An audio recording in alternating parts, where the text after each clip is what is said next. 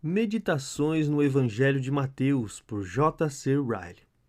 Os Sábios do Oriente.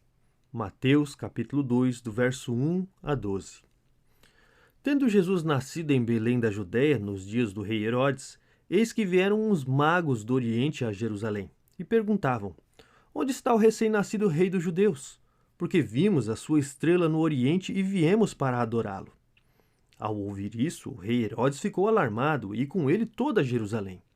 Então Herodes convocou todos os principais sacerdotes e escribas do povo e lhe perguntou onde o Cristo deveria nascer. Eles responderam: Em Belém da Judéia, porque assim está escrito por meio do profeta. É você, Belém, terra de Judá, de modo nenhuma é a menor entre as principais de Judá, porque de você sairá o guia que apacentará o meu povo, Israel. Com isto, Herodes, tendo chamado os magos para uma reunião secreta, perguntou-lhes sobre o tempo exato em que a estrela havia aparecido. E, enviando-os a Belém, disse-lhes: Vão e busquem informações precisas a respeito do menino. E quando o tiverem encontrado, avise-me, para eu também ir adorá-lo. Depois de ouvirem o rei, os magos partiram. E eis que a estrela que viram no oriente ia adiante deles, até que, chegando, parou sobre onde o menino estava. E vendo eles a estrela, alegraram-se com grande e intenso júbilo. Entrando na casa, viram o menino com Maria, sua mãe. Prostrando-se, o adoraram, e, abrindo os seus tesouros, entregaram-lhe suas ofertas: ouro, incenso e mirra. E tendo sido avisado por Deus em sonho para não voltarem à presença de Herodes, os magos seguiram por outro caminho para a sua terra. Ninguém sabe dizer quem foram esses magos. Seus nomes e seu país de origem nos foram ocultados. Somos informados somente de que eles vieram do Oriente. Não sabemos dizer se eles eram caldeus ou árabes. Também não sabemos dizer se aprenderam a esperar o Cristo informados por pessoas das 10 tribos de Israel que foram para o cativeiro assírio, ou por causa das profecias de Daniel. Todavia, pouco importa saber quem foram eles. A questão que nos interessa mais são as riquíssimas instruções que recebemos por meio do relato bíblico sobre eles. Esses versículos demonstram que pode haver verdadeiros servos de Deus nos lugares onde menos esperamos encontrá-los. O Senhor Jesus conta com muitos servos secretos, como aqueles sábios antigos. A história deles sobre a terra talvez seja tão pouco conhecida quanto a história de Melquisedeque, de Jetro ou de Jó. Não obstante, seus nomes estão escritos no livro da vida, e eles serão encontrados na companhia de Jesus Cristo por ocasião de seu glorioso retorno. Faríamos bem em não esquecer isso. Não devemos olhar ao redor da terra para então dizermos precipitadamente: tudo é esterilidade. A graça divina não se limita a lugares e a famílias. O Espírito Santo pode conduzir almas aos pés de Cristo sem a ajuda de muitos meios externos. Os homens podem nascer em lugares distantes, como sucedeu àqueles sábios. No entanto, eles podem tornar-se sábios para a salvação. Neste exato instante, existem alguns que estão na jornada para o céu, e a respeito dos quais a igreja e o mundo nada sabem. Eles vicejam em lugares secretos, como os lírios que crescem entre os espinhos e desperdiçam a sua fragrância no ar do deserto. Porém, Cristo os ama e eles amam a Cristo. Esses versículos também nos ensinam que nem sempre são aqueles que desfrutam os maiores privilégios religiosos que mais honram a Cristo. Poderíamos mesmo pensar que os escribas e os fariseus estariam entre os primeiros que se apressariam a ir até Belém, assim que se espalhou o rumor do nascimento do Salvador. Porém, não foi isso que aconteceu. Alguns poucos estrangeiros vindo de alguma terra longínqua foram os primeiros, se não quisermos mencionar os pastores referidos por Lucas a se regozijar diante do nascimento do menino Jesus. Veio para o que era seu e os seus não receberam. João 1,11. Quão lamentável retrato da natureza humana temos aí. Com quanta frequência essa mesma atitude pode ser vista entre nós mesmos. Com quanta frequência as próprias pessoas que vivem mais perto dos meios da graça divina são justamente aquelas que mais os negligenciam. Há uma profunda verdade contida naquele antigo provérbio que afirma: Quanto mais perto da igreja, mais longe de Deus.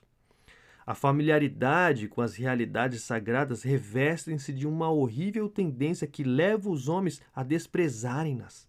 Existem muitas pessoas que, por razões de residência e de conveniência, deveriam ser as primeiras e as mais empenhadas na adoração ao Senhor Deus. No entanto, são sempre as últimas a fazê-lo.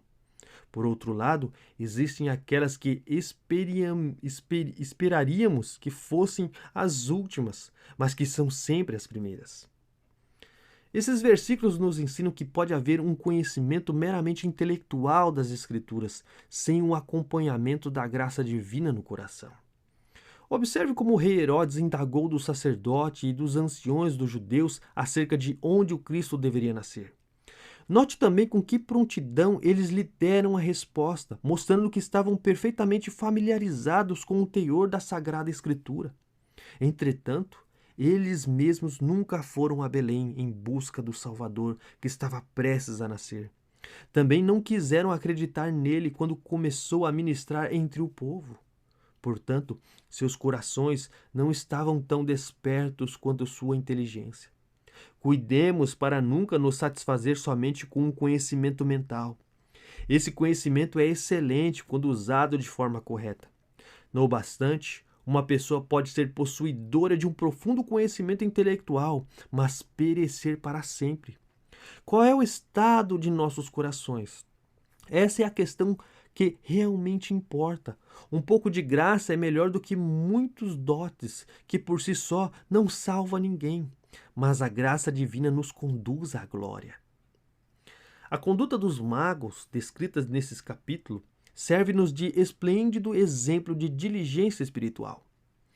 Quanta inconveniência e canseira deve-lhe ter custado a viagem, desde a sua pátria distante até a casa na qual o menino Jesus foi encontrado por eles. Quantos quilômetros cansativos devem ter percorrido. A fadiga das viagens do Antigo Oriente era muito maior do que nós, na moderna civilização, podemos compreender. Sem dúvida, o tempo que se perdia em uma viagem era muito mais dilatado do que acontece em nossos dias. Os perigos encontrados não eram poucos nem pequenos. Nenhuma dessas coisas, contudo, fez os magos desistirem. Eles resolveram em seus corações que veriam aquele que nascera para ser o rei dos judeus, e não descansaram até encontrá-lo. Assim, demonstraram que aquele adágio popular encerra uma grande verdade. Sempre que houver boa vontade, será descoberto o caminho.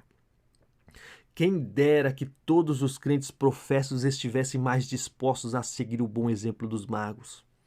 Onde está a nossa abnegação? De que maneira nós temos preocupado com nossas próprias almas?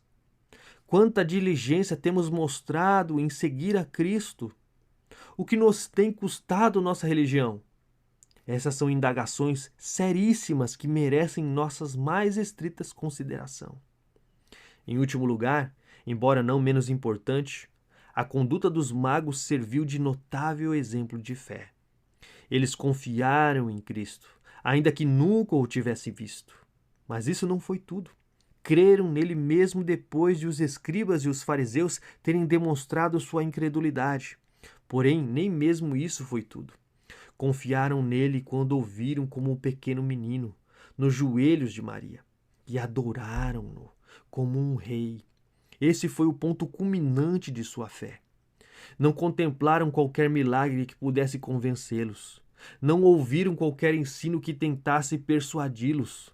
Não foram testemunhas de nenhum sinal de divindade ou de grandiosidade que os deixasse atônitos.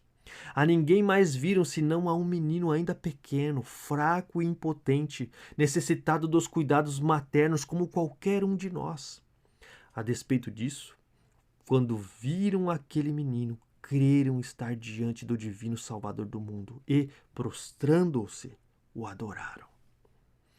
Em todas as Escrituras, não encontramos fé mais robusta do que a dos magos. Sua fé merece ser considerada no mesmo nível de fé do ladrão penitente.